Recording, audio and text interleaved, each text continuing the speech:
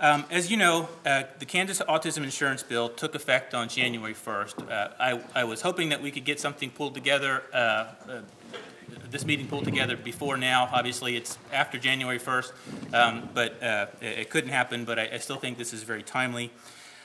Kansas is unique in that it's the only state that I'm aware of that requires a pilot project for any insurance mandate. The intended purpose of a pilot project is so that they can determine cost and utilization of proposed provisions before implementing it beyond the state employee's health plan.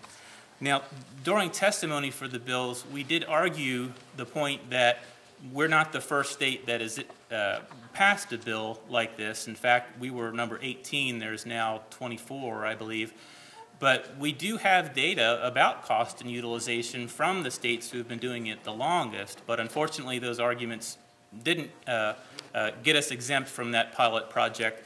So as it stands now, the only insured folks that are covered by the bill are those who are state employees.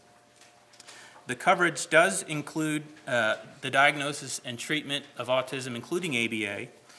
The financial caps on coverage are tiered so that children aged birth through 6, the financial cap is $36,000 per year, and ages 7 through 18, it drops to $27,000 per year. And it's important to note that those financial caps are cumulative, which is also a bit unique in that most of the states that have passed similar legislation, if there is a financial cap on the services, that cap only applies to ABA, and there is no financial cap on other services. As dictated by the pilot project statute, the legislature is going to receive the claims data for the 2011 fiscal year and submit that to the legislature. They will review that no later than March of 2012.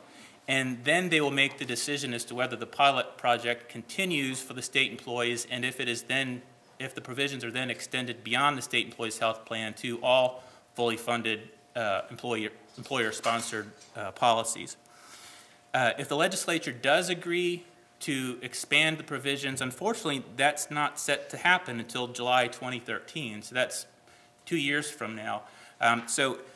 It's really important that we get this bill implemented as seamlessly as possible. A real concern that we have had, and again we addressed this in testimony, is that given the low number of estimated eligible children on the state employees' health plan, that the legislature may decide that they need more information. Perhaps the volume of information, claims data that they got isn't statistically significant, so they may decide to prolong that period of evaluation before it's extended beyond the state employees, or they could possibly just drop the program altogether. So the big reason that we're here tonight is to try to make sure that the bill gets implemented as smoothly as possible.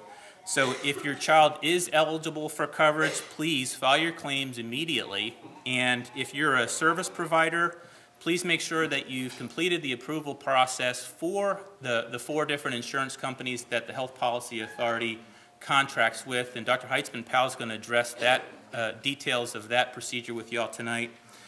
And again, getting this bill passed, although it isn't the bill that we had hoped for, it is a huge step for the state of Kansas. And but we still have a lot of work to do, and we're not going to stop until we get coverage for as many children affected by autism in Kansas. And later on this evening, Senator Owens is here, and he's going to address what our plans are for this legislative session. So we'll go ahead and get started. I'd like to welcome Mike Michaels from the Kansas Health Policy Authority. Mike is the Deputy Director of the State Employees Health Plan, and he's going to discuss who is eligible for coverage and details of the administrative provisions of the bill.